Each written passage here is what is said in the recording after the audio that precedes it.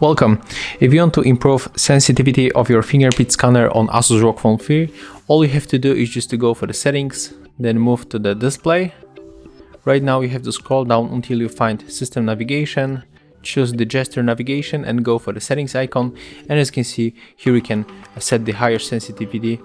So we can move the switcher, we can go for the lower, but of course if you have any problem with this fingerprint scanner, we have to go for the highest sensitivity. And then when you lock the device and try to use our fingerprint scanner, as you can see, it works really good.